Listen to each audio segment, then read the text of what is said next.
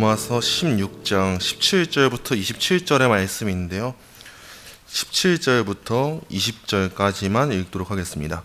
로마서 16장 17절부터 20절의 말씀 우리 함께 한 목소리로 읽겠습니다. 형제들아, 내가 너희를 권하노니 너희가 배운 교훈을 거슬러 분쟁을 일으키거나 거치게 하는 자들을 살피고 그들에게서 떠나라. 이 같은 자들은 우리 주 그리스도를 섬기지 아니하고 다만 자기들의 배만 섬기나니 교활한 말과 아첨하는 말로 순진한 자들의 마음을 미혹하느니라. 너희의 순종함이 모든 사람에게 들리는지라. 그러므로 내가 너희로 말미암아 기뻐하노니 너희가 선한데 지혜롭고 악한데 미련하기를 원하노라. 평강의 하나님께서 속히 사탄을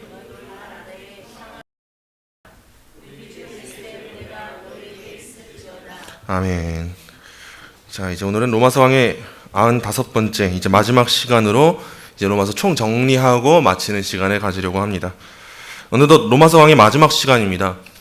로마서 강의를 처음으로 시작했던 날이 찾아보니까 2020년 11월 27일 금요 기도회였는데 오늘이 2023년 3월 19일 주일이니까 약 2년 4개월의 시간이 흘렀어요. 사실상은 정말 긴 시간이죠. 이 기간 동안 우리 교회에 태어난 아이들이 몇인지 모르겠어요. 애들이 참 많이 태어났어요. 그동안 함께 이 어렵고 딱딱하게 느껴지는 로마서를 살펴보시느라 고생 많으셨습니다. 사실 로마서는 많은 목사님들도 지긋하게 연륜이 생기시고 신학적인 깊이가 생기실 때 다루는 본문 중 하나인데 돌아보면 어떤 패기로 이 로마서 강의를 시작한다고 했는지 모르겠어요. 사실 무식하면 용감하다는 말이 여기서 나오는 거겠죠. 그래서 로마서 강의 다른 거 할 걸 왜 로마서 강의 시작했을까 하던 때가 수차례 있었습니다. 저는 의도하지 않는데 이제 오늘로 로마서 강의를 마치게 되면 95번의 강의로 로마서 강의를 마치게 되더라고요. 여러분 95라는 숫자를 떠올릴 때 어떤 사건이 떠오르십니까? 저는 딱 하나 떠오른 사건이 있는데 바로 마틴 루터의 종교개혁입니다.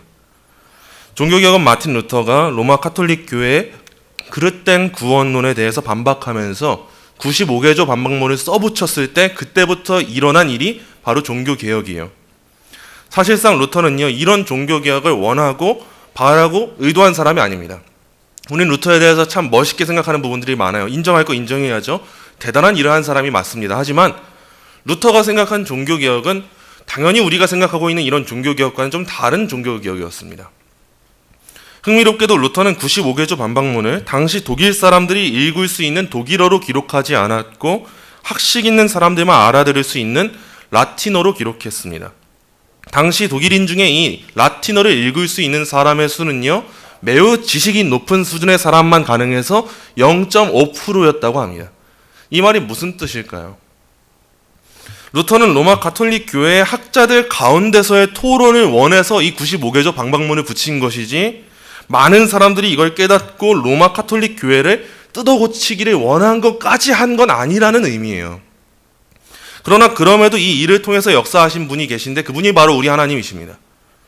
루터가 95개조 반박문을 써붙이자 말도 안 되게 일주일도 안 되는 시간 가운데 이 글이 독일 전역에 퍼지게 되었고 한 달도 안 되는 시간 가운데 유럽 전역으로 퍼지게 되었습니다.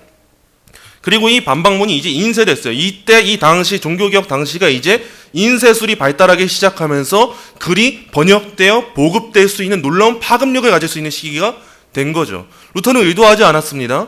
많은 사람들이 알고 보고 깨닫고 로마 카톨릭 교회와 싸워서 투쟁하기를 바라고 시작한 일이 아니었는데 하나님께서는 이 글을 통해서 많은 사람들이 깨닫게 하시고 이 글이 퍼지게 하셔서 독일을 넘어서서 온 유럽을 향한 이 종교개혁이 이루어지게 하신 거예요. 바로 이게 종교개혁의 첫 사건입니다. 95번의 로마서 강의에 이르기까지 우리에겐 얼마나 쉽지 않은 순간들이 있었습니까?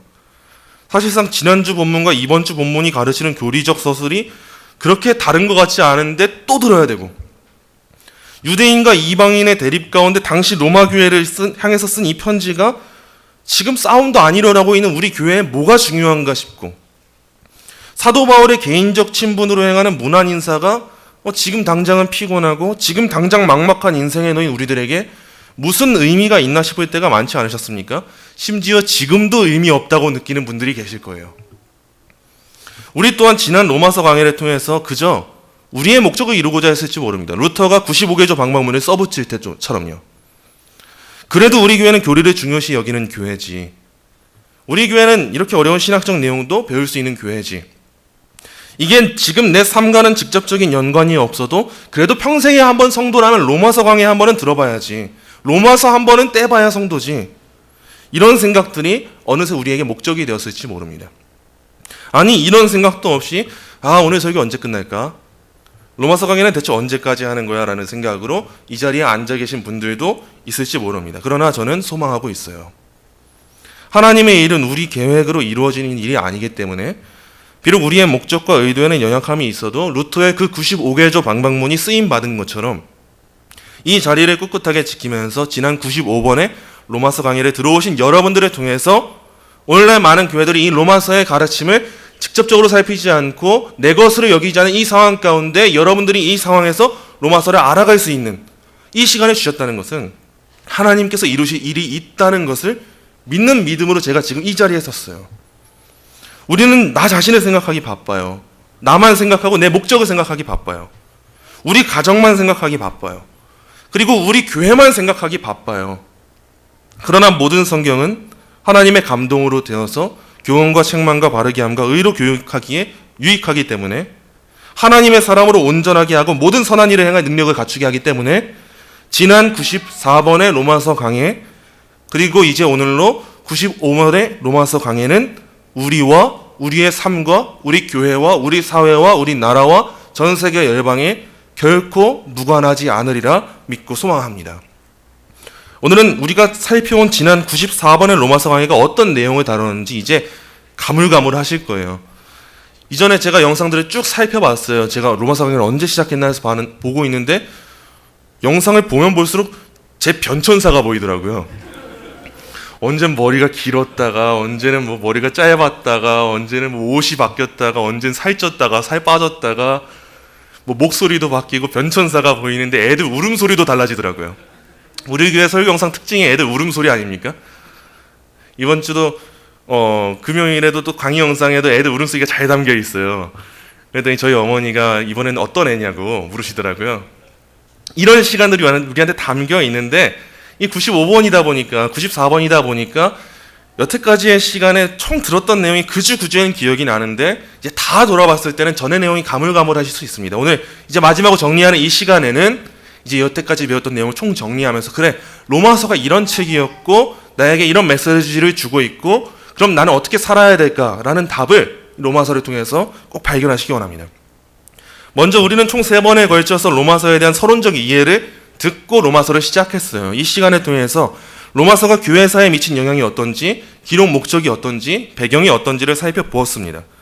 로마서는 사실 다른 말에 덧붙일 필요가 없을 정도로 교회 역사에서 매우 중요한 책이 로마서예요. 그래서 칼빈은 로마서에 대해서 이렇게 썼습니다. 나는 이 서신의 탁월성에 대하여 많은 시간을 들여서 길게 논하는 것이 과연 합당한 일인지 모르겠다. 왜냐하면 나는 내가 이 서신의 탁월성이 이러저러한 것들이라고 말했을 때에 그런 말들이 이 서신이 본래 지니고 있는 탁월함을 제대로 표현하는 데 턱없이 부족해서 도리어 이 서신의 탁월성을 가리는 역할만을 할까봐 걱정이 되기 때문이다. 칼빈도 이렇게 말하는데 우리가 뭐 더 할 말이 어디 있겠습니까? 우리가 어떤 말에 덧붙여서 로마서가 중요하다는 걸 말하면 말할수록 오히려 로마서의 가치를 깎아먹을 정도로 로마서는 우리 신앙에서 정말 중요해요. 마치 핵심과도 같은 부분이에요. 특히나 로마서는 교회사에서 많은 이들에게 영향을 끼쳐왔습니다. 대표적으로는 어거스틴, 마틴 루터, 그리고 존 버년의 경우도 그렇고 웨슬리의 경우까지 많은 인물들에게 영향을 끼쳐왔고 그들의 회심과 전 사역에 가장 중요한 영향력을 끼친 본문이 이 로마서예요. 그래서 많은 신학자들이 성경에 있어서 특히나 우리가 주목하고 빠짐없이 암기할 수 있도록 노력해야 되는 본문이 어디냐 하면 이 로마서를 꼽습니다. 그런 점에 있어서 우리는 이 로마서의 중요성을 간과할 수가 없겠죠. 이 저자는 당연히 바울이에요. 신약성경에서 로마서만큼이나 저자에 대해서 논란이 없는 성경은 드뭅니다. 왜냐? 로마서는 대놓고 저자가 누군지를 말해주고 있거든요. 로마서 1장 1절입니다. 예수 그리스도의 종 바울은 사도로 부르심을 받아 하나님의 복음을 위하여 택정함을 입었으니, 사도 바울이 어떤 사람입니까, 여러분? 로마서를 기록한 이 사도 바울이라는 사람은 회심하기 이전에도 종교적 열심이 가득하던 사람이었어요. 그는 바리새인이었고 히브리인 중에서도 히브리인이었기 때문에 예수 그리스도를 믿고 따르는 사람을 열심으로 박해하던 사람이었는데 이 사람이 종교적 열심 때문에 박해했다는 게 핵심이에요. 이 사람은 신앙생활을 흐지부지하게 하는 사람이 아니었습니다. 이미 열심히 있었고 그 종교적인 열심이 가득했던 사람이에요. 우리처럼 그냥 편하게 교회 다니고 이런 사람이 아니었다는 거예요. 그런 열심으로 다니던 사람이 사도 바울이었는데 중요한 건 뭡니까? 그 사람이 그 시대에 가장 좋은 교육을 받고 유대교의 유대교인으로 가장 좋은 훈련을 받아온 사람이 회심을 경험하게 되니까 어떤 일에 쓰임 받습니까? 우리는 하나님의 놀라운 역사를 이 저자를 통해서도 발견하게 되는 거예요. 그의 인생이 이전에는 기독교를 박해하는 역할로만 쓰임받을 줄 알았는데 그 모든 시간이 이방인 선교와 유대인에 대한 선교, 이 모든 목적을 향해서 이루어지고 있었구나라는 걸 발견할 수 있게 되는 거예요. 이 사람이 왜 탁월한 변증법과 철학과 많은 공부를 배웠을까요? 이 사람이 왜 유대인으로 태어났을까요? 왜 이 사람이 유대인으로 태어났음에도 불구하고 다양한 문화에 익숙한 그 로마라는 환경에서 활동할 수 있었을까요? 그 시간 동안 하나님이 이 사람을 이방인의 사도로 세우기 위해서 역사하셨다는 거예요. 그게 로마서 저자인 바울을 보면서도 그냥 우리는 바울이 기록했구나로 끝나는 게 아니라 하나님의 역사 가운데 한 사람을 준비시키는 과정이 이렇게 놀랍구나라는 걸 로마서를 통해서 발견할 수 있는 겁니다. 사도 바울은 로마서의 기록 목적을 직접적으로 밝히지는 않았습니다. 하지만 우리는 로마서를 살펴보면서 사도 바울이 왜 이 편지를 기록했는지를 알 수가 있어요. 먼저는 로마교회 성도들의 신앙을 견고하게 하기 위함이요. 1장 11절입니다. 내가 너희 보기를 간절히 원하는 것은 어떤 신령한 은사를 너희에게 나누어 주어 너희를 견고하게 하려 함이니. 이 로마교회 성도들을 견고하게 하기 위해서 사도 바울은 이 편지를 기록했는데 이뿐만이 아니었어요. 더 체계적인 목표가 사도 바울한테는 있었습니다. 그게 무엇입니까? 서바나를 향한 이 선교 여정에 대한 목표가 사도 바울에게 있었어요. 다음 화면 보여주실래요? 사도 바울은 이 서바나, 오늘날의 스페인 지역을 향한 이 선교 여정을 위한 명확한 목적을 가지고 선교의 야망을 가지고 있었어요. 그래서 예루살렘으로부터 시작해서 지금 로마에 향하고 있는 과정이었는데 사실상 로마를 못 가죠. 그런 사도 바울이 로마를 가는 이유는 다름 아니었습니다. 로마 너머의 서바나, 오늘날의 스페인 땅, 복음이 전해지지 않고 교회가 세워지지 않았다고 여기고 있던 그 땅을 향해서 이 선교 사명을 감당하기 위해서 로마 교회를 들리려고 했던 거예요. 왜요? 로마는 당시 여러 문화가 익숙한 곳이었고 재정적으로도 튼튼한 지원군이 되어줄 수 있었기 때문에 사도 바울은 이 서바나로 향하는 선교 여정에서 로마 교회의 지원을 받고 도움을 받아서 어디로 가는지 알려주는 그 내비게이션 역할까지 받아서 이 길 들려서 이젠 가려고 했던 거예요. 이런 상황 가운데 로마 교회가 처한 상황을 보는데 로마 교회가 어떤 상황입니까? 로마 교회는 지금 이방인과 유대인 간의 대립이 일어나는 상황이었어요. 너가 낫냐 내가 낫냐, 너가 믿는 게 진짜 믿음이 맞냐라는 이런 사소한 분쟁들이 그 로마 교회 가운데 있었어요. 그런데 이 사도 바울의 선교를 지원해주기 위해서 교회가 하나가 되어야 하는데 그렇다면 해결돼야 될 문제가 뭐겠습니까? 유대인과 이방인 간의 갈등의 문제예요. 그래서 로마서에는 이 유대인과 이방인이 하나 되게 하는 요소들이 섞여서 있는 거예요. 그래서 사도 바울은 이런 목적을 가지고 서바나를 향하기 위해서 더 궁극적으로는 하나님의 영광을 위해서 이 편지를 기록했다라는 것입니다. 이 로마서의 내용은 크게 두 부분입니다. 1장부터 11장까지는 이제 교리적인 부분, 12장부터 16장까지는 실천적인 부분인데 우리가 살펴본 내용을 간략하게 정리하자면 이와 같아요. 먼저 서원과 바울의 논제 진술이 나오죠. 하고자 하는 말이 뭔지, 내가 예수 그리스도의 종 사도 바울인데 나는 여러분에게 복음을 전해야 돼요. 복음이 무엇인지 아십니까? 그러면서 전하는 복음이 뭡니까? 믿음으로 말미암는 칭의였어요. 이신칭의. 우리는 다른 것으로 말미암아 의롭다 칭함받는 게 아니라 믿음으로 말미암아 예수 그리스도 때문에 의롭다 칭함받는 사람들이에요. 이걸 말해주고 그 이후에 죄의 보편적인 지배가 어떠한지 보여줍니다. 그러나 여러분 이 세상을 보세요. 세상은 악하고 의인은 하나도 없습니다. 우리는 믿음으로 말미암아서만 구원받을 수 있는데 왜 그래야 되는지 아십니까? 이 세상은 악한 것밖에 없어요. 그러나 우린 예수님 때문에 구원받습니다. 그리스도를 믿는 믿음으로 말미암는 칭의를 받아요. 여러분 아브라함을 보세요. 많은 유대인들이 구약시대를 예로 들면서 율법에 대한 순종을 강조하고 있는 이때에 여러분이 지금 잘못 알고 있어요. 아브라함도 믿음으로 말미암아 구원 얻은 것이지 율법에 순종해서 구원 얻은 게 아닙니다. 이 사실을 밝혀준 거예요. 이제 이후에 믿음으로 말미암는 칭의의 결과를 보여줘요. 그래서 칭의는 소망을 준다는 것, 칭의는 죄와 율법에서 자유하게 한다는 것, 칭의는 성령으로 말미암는 확신을 준다는 것, 그 어떤 것으로부터도 우리 그리스도 예수의 사랑으로부터 우리를 끊을 것이 없다는 것을 이제 사도 바울이 보여줬어요. 그리고 이제 이스라엘과 복음의 문제를 다루면서 이스라엘에 대한 하나님의 주권적 선택이 실제로 사실이다라는 걸 보여주고, 불신앙으로 인해서 이스라엘은 불순종하는 길을 걸었다는 것, 그리고 그렇지만 참된 민족적 이스라엘, 믿음으로 말미암는 교회 공동체는 구원받는다는 것, 이스라엘에게서 난 자가 다 이스라엘은 아니라는 것, 이것을 보여주고 이제 12장으로 가서 실천적인 부분들을 다룹니다. 앞에 1장부터 11장까지는 교리적인 부분들, 오해들을 다 바로잡은 다음에 다 이 크신 구원의 은혜를 말하고 12장 첫 시작이 뭡니까? 그러므로였어요.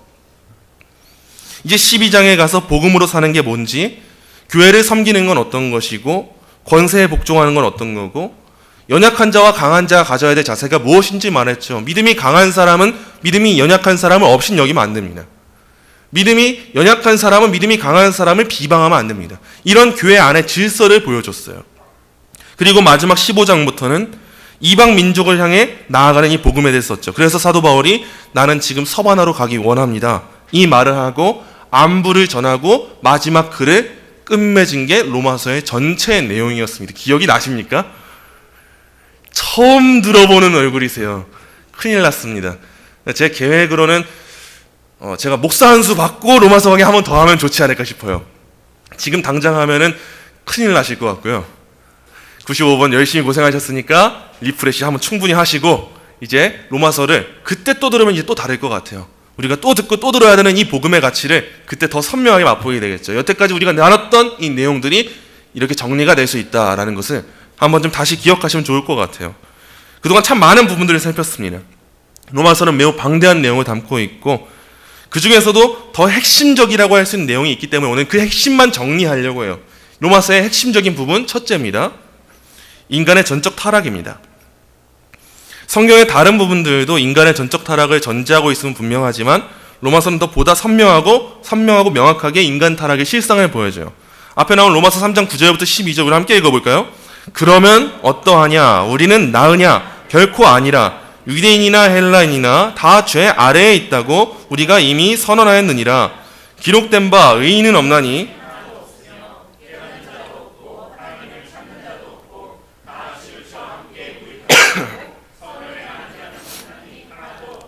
아멘. 이 말씀에 아멘이 돼야 우리가 기독교인이 되는 겁니다, 여러분. 오늘날 많은 자유주의 교회들은 이 말씀에 아멘을 못해요. 우리 인간의 타락을 이야기하면 듣기 싫어하고 거부할 수밖에 없어요. 하지만 진짜 구원의 은혜를 아는 사람은 이 말씀에 아멘하는 사람입니다.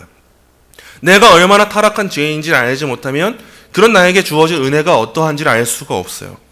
유대인이든 헬라인이든 이방인이든 중요하지 않습니다. 모든 인간 다 죄 아래 있어요. 기록된 바 의인은 없나니 하나도 없습니다. 그저 인간이 할 수 있는 일이라고는 더 자세하게 인간의 그 무익을 깨닫게 되는 것, 그것도 은혜가 있어야지만 가능한데 그거 말고 할 수 있는 게 없습니다. 이보다 더 자세하게 인간의 실상을 드러내주는 본문이 있을까요? 유대인들의 다양한 반박이 있었습니다. 그러나 사도 바울은 명확하게 모든 인간의 타락함을 더 지적해요. 우리는 이런 지적 앞에 더 선명하게 서야 합니다. 처절하게 서야 돼요.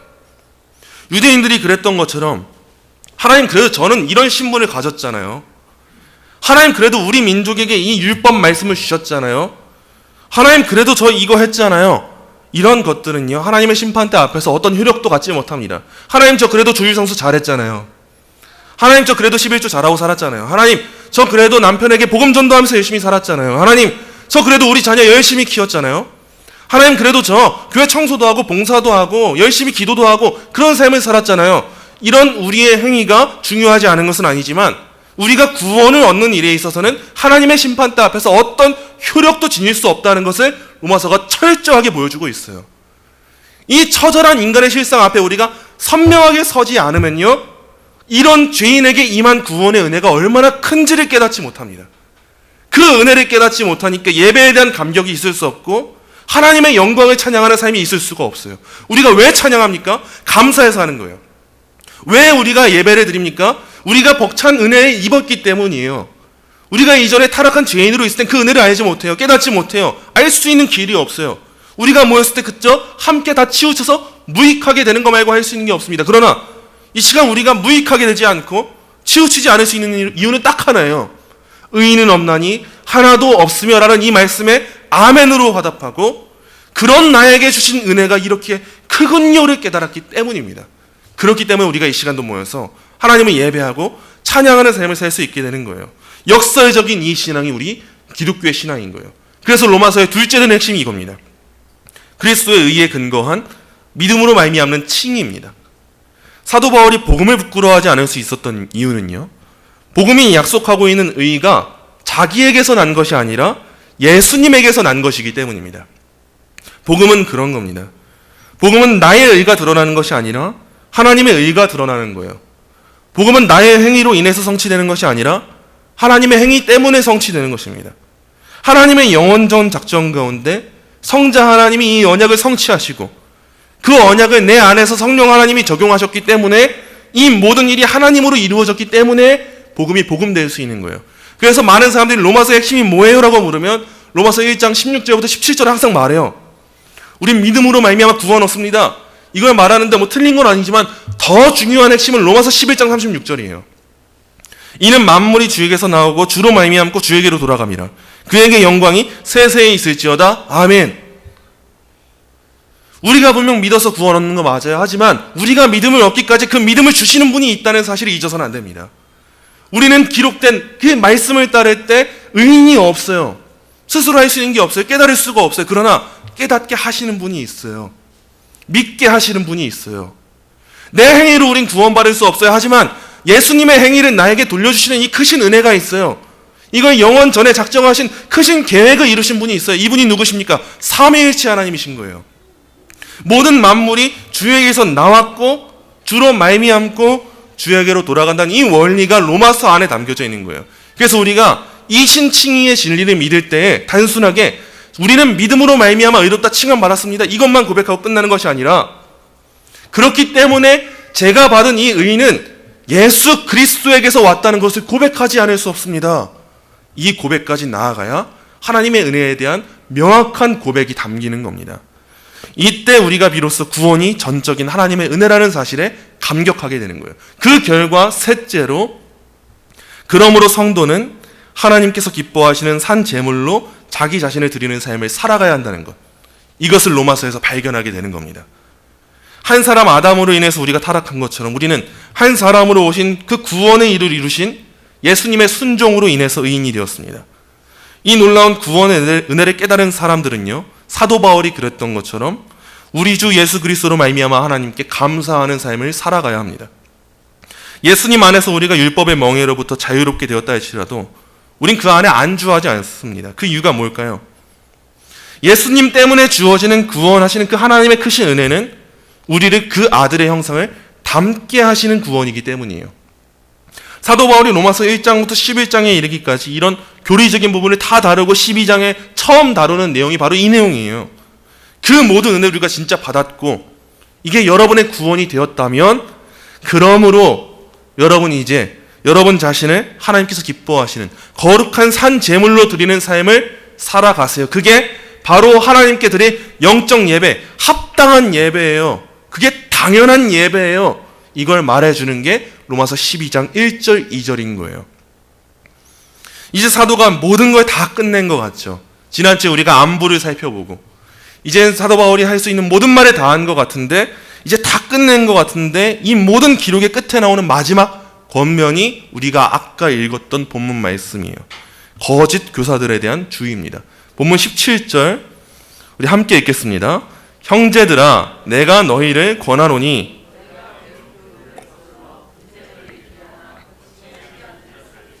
그들에게서 떠나라. 아멘.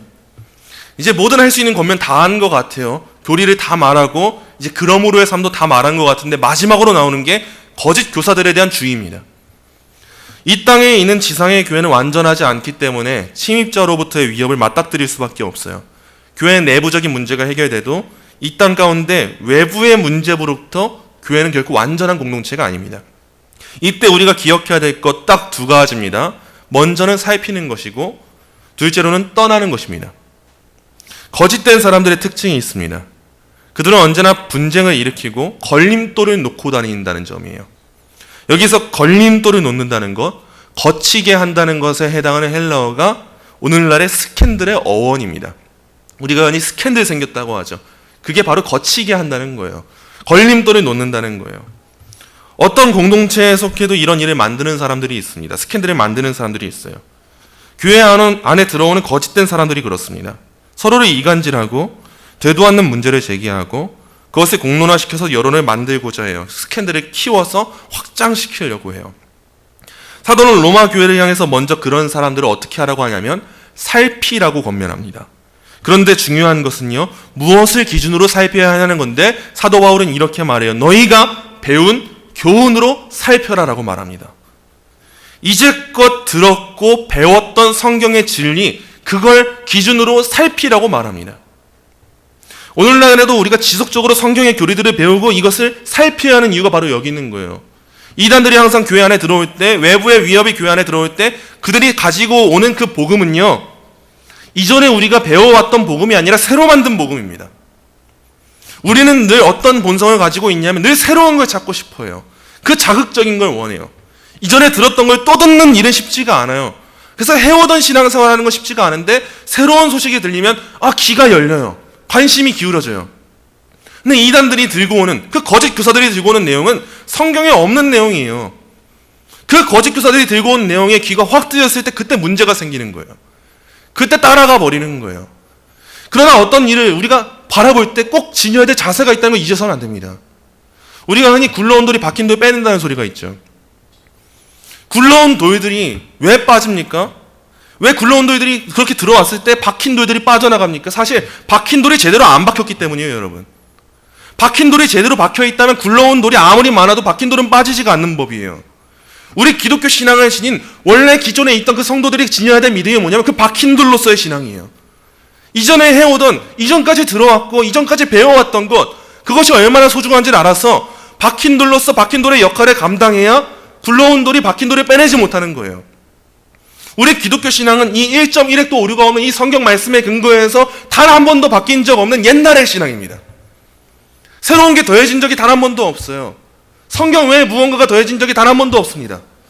그러나 새로 들어오는 사람들, 그 거짓 물결을 가지고 오는 사람들은 여기에 무언가를 더하거나 제해서 그걸 우리에게 가져올 때 우리가 거기에 홀려버린다면 우리는 이제 박힌 돌이 아닌 거죠, 사실.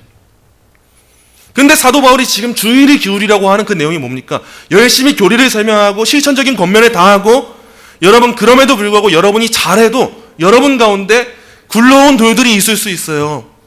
거짓 교사들이 찾아올 수 있어요. 그때 여러분이 해야 될 자세가 무엇입니까? 여러분, 살피십시오. 여태까지 여러분이 배웠던 그 교훈들, 그걸 잊지 말고 이전에 옛 신앙을 가지고 있던 그 모습을 잊지 말고 그 안에 거하면서 여러분 굳게 서 있으십시오. 이걸 말해주고 있는 겁니다. 그리고 둘째로 사도는 떠나십시오를 권면해요. 그들이 거짓됨을 알고도 그들을 멀리하지 않고 그들을 떠나지 않는다면 어쩌면 그 사람은 거짓 교훈을 전하는 사람과 별반 다를 게 없는 사람입니다. 오늘날의 종교다원주의가 그렇지 않습니까? 좋은 게 좋은 거예요.